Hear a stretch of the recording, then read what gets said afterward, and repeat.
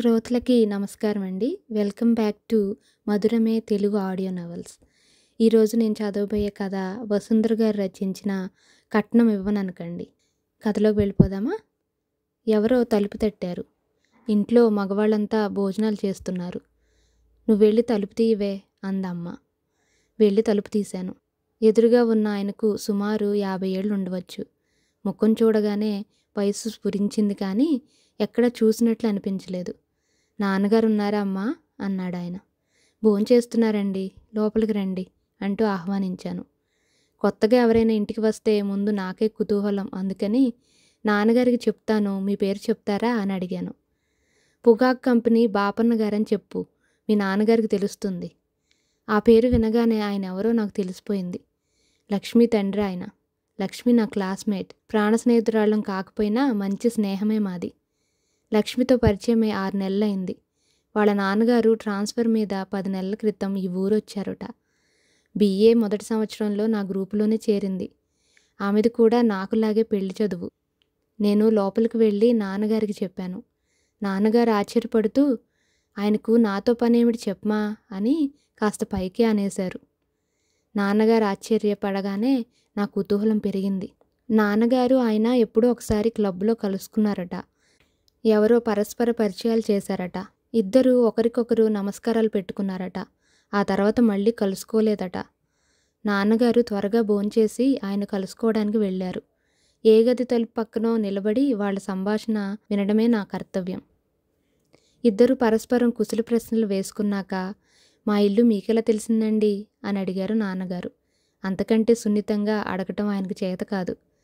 బాపన్న గారిట్టే నొచ్చుకున్నట్లు లేరు. "ఆడపిల్ల తండ్రిని, ఎన్ని అడ్రస్లైనా తెలుస్తాయి నాకు, ఇందులో ఆశ్చర్యమేముంది" అన్నాడాయన. నాన్న ఉలిక్కిపడి "కానీ నాకు పెళ్లి కావాల్సిన అబ్బాయిలు లేరే" అన్నాడు. చల్లకు వచ్చి ముంత దాచడం ఎందుకు? "ఇటీవల మీరు మీ అమ్మాయి కళ్యాణికో పెద్ద పెళ్లి సంబంధం చూశారట కదా" అన్నాడు బాపన్నగారు. "అవును, ఈ సంగతి మీకెలా తెలిసింది" అన్నారు నాన్నగారు ఆశ్చర్యంగా. "లక్ష్మి నా క్లాస్మేట్. పెళ్లి చూపులైన మర్నాడు నేను అన్నీ వివరంగా చెప్పాను. కుర్రాడి పేరు శేఖర్. BA పాస్ అయ్యాడు. ప్రైవేట్ కంపెనీలో నెలకు 700 జీతం. ఉద్యోగం వచ్చాకనే పెళ్లి సంబంధాలు చూడటం మొదలుపెట్టాడు. నాదే మొదటి కేసు. శేఖర్ మనిషి బాగానే ఉన్నాడు. మాటల్లో కూడా సంస్కారం కనపడింది. కానీ మా నాన్నగారు ఆదర్శవాది. అన్నయ్య పెళ్లికి కట్నం తీసుకోలేదు. నా పెళ్లికి కట్నం ఇవ్వదలుచుకోలేదు. అలాగని మాకు డబ్బు లేకపోలేదు. తలచుకుంటే ఆయన నాకు 20,000 దాకా కట్నం ఇవ్వగలరు. కానీ ఇవ్వరు. ఈయన ఆశయం కారణంగా నాకు పెళ్లి కాదేమోనని అమ్మకు భయం. కానీ నాకు భయం లేదు. కట్నం ఆడదానికి అవమానం. మగవాడికి ఆడదాని తోడు అవసరం. పెళ్ళంటే ఒక ఆడది తన వాళ్ళందరినీ వదులుకొని జీవితాంతం ఒక మగవాడికి తోడుగా ఉండటం కోసం వెళ్ళిపోవటం. అందుకు ఇస్తే మగవాడే కట్నం ఇవ్వాలి, ఆడది ఇవ్వడం ఏమిటి? నేను జీవితాంతం కన్యగానైనా మిగిలిపోతాను గాని కట్నం ఇవ్వడానికి ఒప్పుకోను. నాన్నగారి ఆదర్శాన్ని నేను మనస్ఫూర్తిగా ఆమోదిస్తున్నాను. శేఖర్కి కట్నం కావాలి, 8,000. అందుకు ఏవో కుంటిసాకులు చెప్పాడు. ఏ పరిస్థితుల్లో అతను కట్నం తీసుకోబోతున్నాడో అతని తండ్రి వివరించాడు. కట్నం మాటల దగ్గరే ఆ సంబంధం చెడిపోయింది. నేను ఈ వివరాలన్నీ లక్ష్మికి చెప్పాను. లక్ష్మి తండ్రికి చెప్పింది. బాపన్న గారు ఇక్కడికి వచ్చారు. "అయితే మా అమ్మాయి నుంచి వచ్చిందన్నమాట మీకు సమాచారం" అంటూ నవ్వారు నాన్నగారు. "అవునండి" అని ఓసారి ఇబ్బందిగా దగ్గి "మీరు ఆ సంబంధం వదులుకున్నారని తెలిసింది. అందుకు కారణాలు తెలుసుకుందామని వచ్చాను" అన్నాడు బాపన్నగారు. "అంటే?" "కుర్రాడి వివరాలన్నీ బాగానే ఉన్నాయి. అడిగిన కట్నం కూడా ఎక్కువ లేదు. ఆ సంబంధం మీరు వదులుకున్నారంటే ఆశ్చర్యం వేసింది." "కారణాలకేముందండి, కుర్రాడికి కట్నం కావాలి. నేను కట్నం ఇచ్చే టైపు కాదు. నా పిల్లని చూసి పెళ్లి చేసుకోవాలి కానీ దాని వెనక ఉన్న డబ్బును చూసేవాడికి నేను పిల్లని ఇవ్వదలుచుకోలేదు" అన్నారు నాన్నగారు. "ఇంతేనా? ఇంతకు మించి కారణాలేమీ లేవా?" అన్నాడు బాపన్నగారు. "అంటే కుర్రాడిలో ఏమైనా లోపాలు, కుర్రాడి వంశంలో ఏమైనా అలాంటివి ఉంటే నేను వ్యవహారాన్ని పెళ్లి చూపుల దాకా రానిచ్చేవాణ్ణి కాదు" అన్నారు నాన్నగారు. "మా ఇంట్లో నేనే పెద్ద ఆడపిల్లను. నాన్నగారు కట్నమివ్వనని చెబుతుంటే పెళ్ళిళ్ళ పేరయ్య కూడా అంత సీరియస్గా తీసుకోలేదు. అన్నీ సరిపోతే ఆ మాత్రం కట్నమివ్వరా అనుకున్నట్ట. లేకపోతే శేఖర్ నన్ను చూడటం జరిగి ఉండేది కాదు." బాపన్న గారి ముఖం వికసించింది. అయితే మీరు ఈ సంబంధం వదులుకున్నట్లేగా? ఏం మీరు చూసుకుందామనా? అడిగారు నాన్నగారు. అంతకంటే సున్నితంగా అడగటం ఆయనకి చేత కాదు. అవునండి, మంచి సంబంధాలు దొరకడమే కష్టంగా ఉన్నాయి. ఈ మాత్రం సంబంధం 7-8 వేలలో ఉందంటే ఆశ పుట్టింది. మీరు వదులుకున్నారంటే కుర్రాళ్ళు ఏమన్నా లోపాలున్నాయేమోనని భయపడ్డాను. చాలా థ్యాంక్స్ అండి. మీకు శ్రమ ఇచ్చినందుకు మన్నించండి అంటూ లేచాడు బాపన్నగారు. నాన్నగారు ఆయన వంక ఆశ్చర్యంగా చూశారు. బాపన్నగారు వెళ్ళిపోయాడు. ఈ సంబంధం లక్ష్మికి చూస్తున్నారంటే నాకు ఓ రవ్వ అసూయ లాంటిది కలిగింది. ఎంత విలువలేని వస్తువుకి కూడా ఎవరో ఒకరు దాని పట్ల ఆసక్తి చూపిస్తే విలువ వస్తుంది. శేఖర్ని నేను కోల్పోతున్నానని భయం కూడా వేసింది. అయితే నా భయాన్ని అబద్ధం చేస్తూ చంద్రం నా జీవితంలోకి ప్రవేశించాడు. చంద్రం బ్యాంకులో గుమస్తా. మనిషి నాకు నచ్చేటంత బాగుంటాడు. ఓ రోజు బస్టాప్లో చూసి నన్ను పలకరించాడు. నేను బదులిచ్చాను. ఆ తర్వాత ఒకరోజు కాలేజీ గేట్ దగ్గర పలకరించాడు.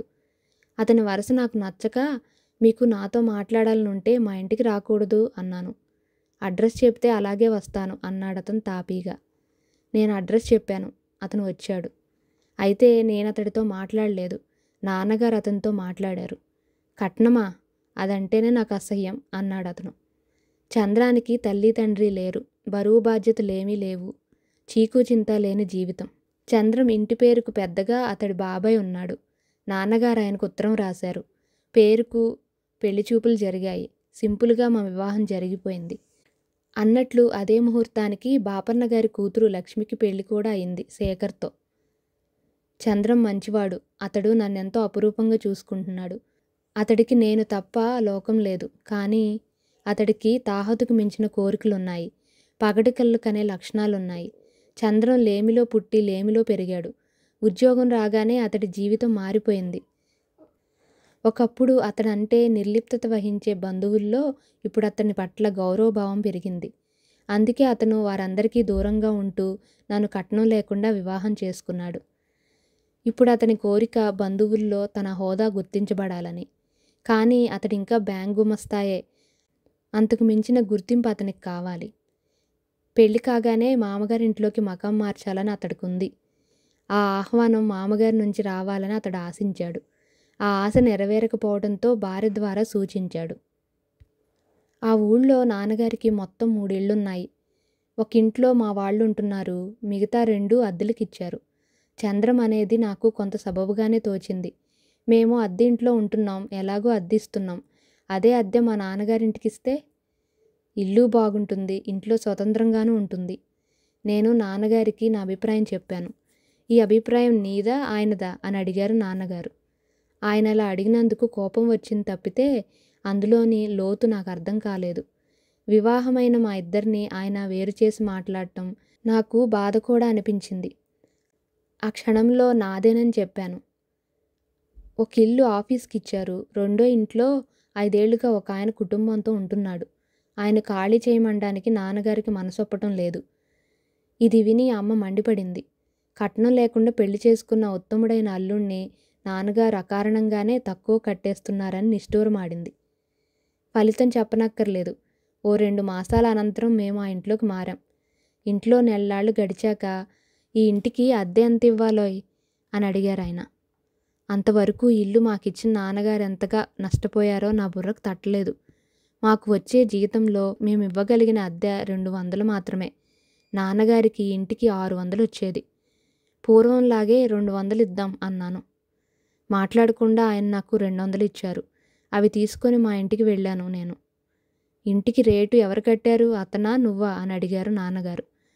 ఆయన కట్టమన్నారు, నేను కట్టాను అన్నాను. అతని తీరే వేరు. లోకంలో ఇలాంటి వారు ఎక్కడో గాని ఉండరు అంది అమ్మ.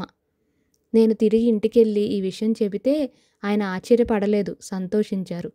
అందుకు నేను ఆశ్చర్యపడ్డాను. అంతా ఆయన ముందే ఊహించినట్లుంది. డిసెంబర్లో కాబోలు ఆయన తన చేతి వాచి అమ్మేశారు. అదేంటండి అంటే, ఇది ఫ్యాషన్ అయిపోయింది, డిజిటల్ వాచి కొనుక్కోవాలి అన్నారు. జనవరిలో పెద్ద పండుగ వచ్చింది. మా పెళ్ళయ్యాక అదే మొదటి సంక్రాంతి. నాన్నగారు ఆయనకు మోటార్ సైకిల్ కొనిచ్చారు బహుమతిగా. నేనందుకు ఎంతో మొహమాట పడితే, నా తాహతు కొద్దీ అల్లుడికి బహుమతిగా ఇచ్చుకుంటున్నాను, ఇది నేను మనస్ఫూర్తిగా ఇస్తున్నది అన్నారు. అప్పటికి ఆయన చేతికి వాచీ లేదు. అందుకని మోటార్ సైకిల్తో పాటు ఆయనకు డిజిటల్ వాచీ కూడా కొన్నారు. మేము ఆ ఊళ్ళో 2 సంవత్సరాలు ఉన్నాం. తర్వాత ట్రాన్స్ఫర్ అయింది. ఈ 2 ఏళ్లలోనూ నాన్నగారు మమ్మల్ని ప్రతి పండుగకు ఆహ్వానించి బట్టలు కాక వేరే ఏదో బహుమతి ఇస్తుండేవారు. దాని వెల కనీసం ఓ ₹100 ఉండేది. ట్రాన్స్ఫర్ అయి ఊరు మారాక ఓసారి హఠాత్తుగా నాన్నగారి దగ్గర నుంచి ఉత్తరం వచ్చింది. ఆయనకు వ్యాపారంలో అనుకోని పెద్ద నష్టం వచ్చింది. నేను ఆయన చూడటానికి వెళ్ళాం. వాళ్ళు మాకు బట్టలు పెట్టారు. ఏమిటిది నాన్న, ఇబ్బందుల్లో కూడా అని బాధపడ్డాను నేను. చూడమ్మా, అంతా కట్నం దేబరించే రోజుల్లో అతను కట్నం లేకుండా పెళ్లి చేసుకున్నాడు. అందుకు అతను చిన్నబుచ్చుకోకూడదు. ఖర్చులంటావా, మీకోసం పెట్టే ఖర్చుతోటి నా దరిద్రం తీరేది కాదు అన్నారాయన. తర్వాత మా ఇంటి పరిస్థితి మారింది. ఆర్థిక వైభవం అణగారింది. అప్పుడు నేను నా భర్త అసలు స్వరూపాన్ని చూశాను. ఏ పండుగకు నాన్నగారు ఆయన్ని ఉపేక్షించినా పాతబడిపోయాను కదా, ఇంక నన్నెందుకు పట్టించుకుంటారు అనేవాడు. మా వాళ్ళ ఆర్థిక పరిస్థితి గురించి ఆయనకు కించిత్తు కూడా సానుభూతి ఉండేది కాదు. మా అమ్మగారి ఎదుటపడి అవి ఇవి కావాలని అడగరు, కానీ ఇస్తారన్న ఆశ, ఇవ్వాలన్న కోరిక ఉంది. నాన్నగారు ఈయన్ను ఉపేక్షించడం లేదు. చేతనైనంతలో ఈయనకు డబ్బు పంపిస్తూనే ఉండేవారు. ఇలా ఏళ్లు గడిచాయి. ఒకరోజు ఆయన నా దగ్గరికి వచ్చి, కళ్యాణి, నువ్వు తలుచుకుంటే చిన్న హెల్ప్ చేయగలవు అన్నారు. చెప్పండి అన్నాను. మనకు కారు అలవెన్స్ ఉంది. అలాంటప్పుడు ఈ వెధవ మోటార్ సైకిల్ ఎందుకు? ఓ సెకండ్ హ్యాండ్ కారు అమ్మకానికి వచ్చింది. మోటార్ సైకిల్ అమ్మగా బ్యాంకు వాళ్ళు ఇచ్చే లోను పోగా మనకింకా 5,000 తక్కువైంది. మీ ఇంటికి ఉత్తరం రాస్తావా? ఎంత, 2 ఏళ్లలో వాళ్ళ అప్పు తీర్చేద్దాం అన్నారాయన. అప్పటికి ఇంతవరకు అన్ని అప్పులు తీర్చినట్లు, ఇప్పుడు తీర్చబోతున్నట్లు. ఒక్కసారి 5,000 వాళ్ళు మాత్రం ఎక్కడి నుంచి తెస్తారులేండి. నా బంగారం తాకట్టు పెడితే.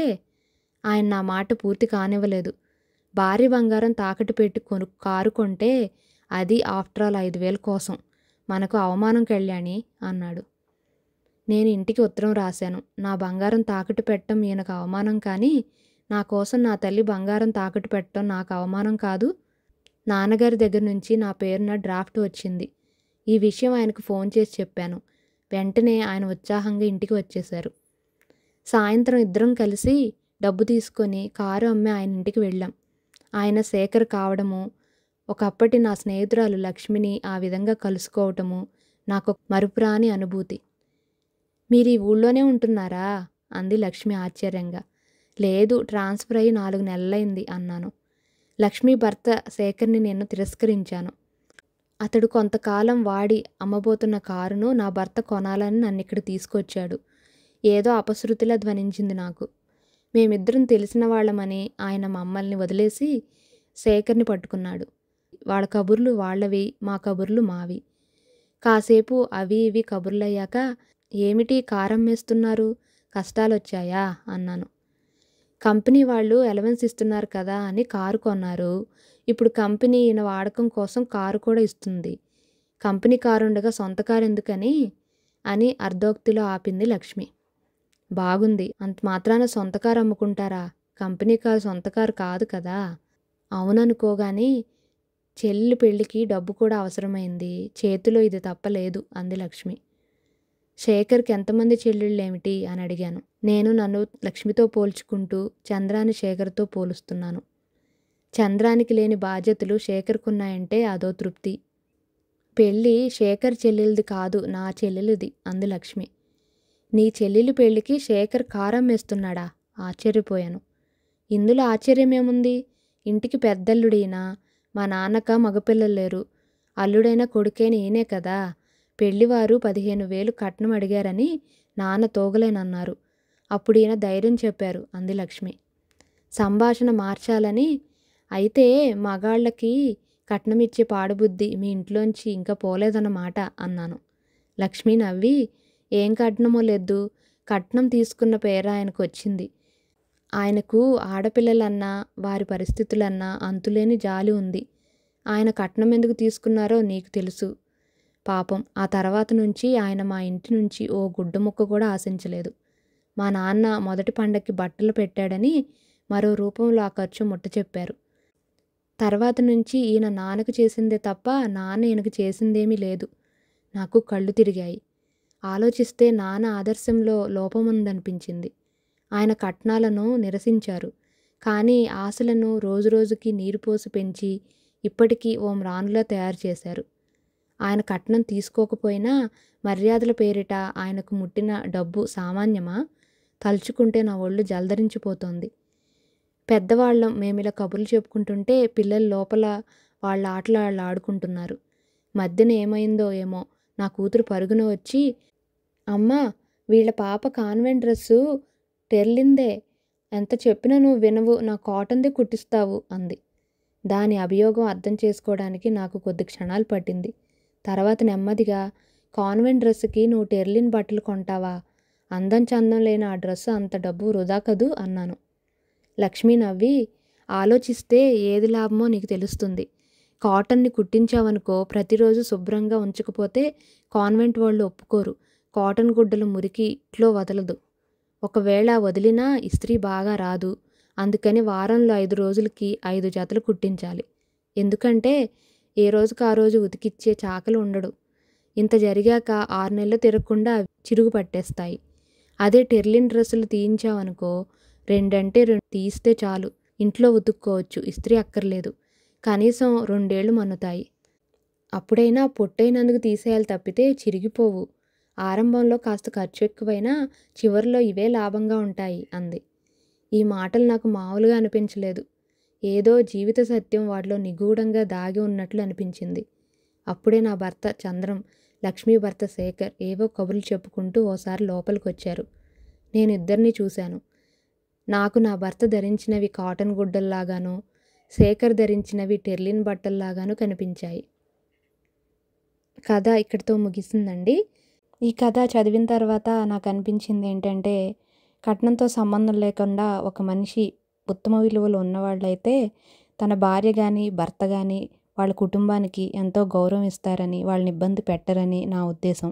మీరేమనుకుంటున్నారు? మీ అభిప్రాయాన్ని కింద కామెంట్ సెక్షన్లో తెలియపరచగలరు.